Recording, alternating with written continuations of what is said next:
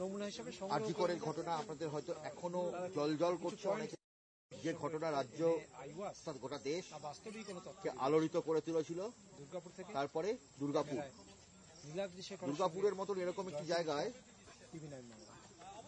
মতন এরকম একটি জায়গায়, এরকম একটা ঘটনা সত্যি নাড়া দিয়ে দিয়েছে। একটা বেসরকারি মেডিকেল কলেজের সেকেন্ড ইয়ারের ছাত্রী, উড়িষ্যার জলেশ্বরের বাসিন্দা সেকেন্ড ইয়ারের ছাত্রী,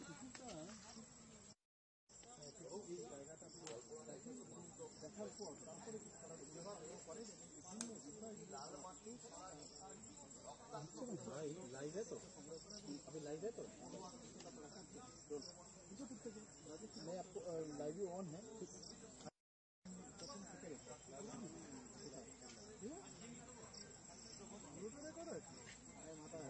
প্রশ্নের অসুবিধা হয় না, কেন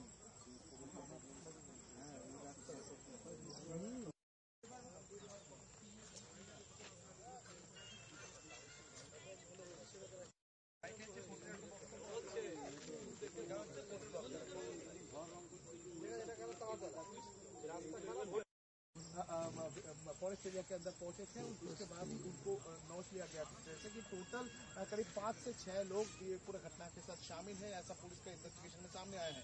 उसमें से 3 आरोपी को आज कोर्ट। दूसरी तरफ अगर देखा जाए तो फॉरेंसिक एक्सपर्ट का टीम अभी इस जगह में मौजूद है, पुलिस ऑफिशियल्स भी इधर मौजूद है। फॉरेंसिक एक्सपर्ट की तरफ से जो एविडेंस कलेक्ट किया जा रहा है, जो सैंपल से वो सैंपल कलेक्ट किया जा रहा है, एरिया का मेजरमेंट जो है वो लिया जा रहा है। उसके साथ साथ ही फोटोग्राफिक एविडेंस भी फॉरेंसिक एक्सपर्ट टीम की तरफ से कलेक्ट किया जा रहा है। आप देख सकते हैं कि फॉरेंसिक एक्सपर्ट का जो टीम को लेकर पुलिस ऑफिशियल्स जो है वो इस जगह में आ पहुंचे थे, उनकी तरफ से पूरा जो इन्वेस्टिगेशन वो किया जा रहा है। और उसके साथ साथ ही फोटोग्राफिक एविडेंस भी लिया जा रहा है। आप देख सकते हैं कि फोटोग्राफिक एविडेंस और उसके साथ सैंपल कलेक्शन बॉक्स दोनों लेकर तस्वीर लिया गया है, सैंपल कलेक्ट किया गया है। और उसके साथ साथ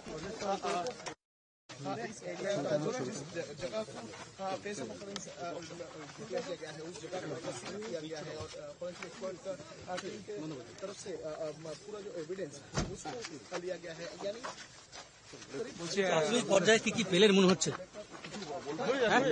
কিছু বলা যাবে? ঠিক আছে, লাস্টে বোলপুরে দেখা হলো, সেই ছেলেটি মারা গেছিল, মনে পড়ছে?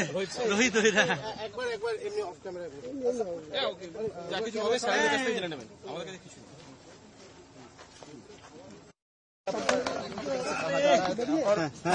শুনতে পেলাম না, একটুখানি বলে দিন। আমরা প্রোটোকল অনুযায়ী যা দেখা দেখেছি। নমুনা কিছু সংগ্রহ করলেন? সেটা তদন্ত সাপেক্ষ।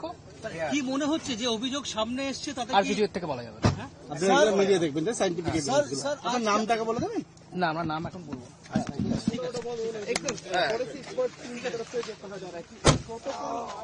जो एविडेंस लेना चाहिए था वो एविडेंस लिया गया है।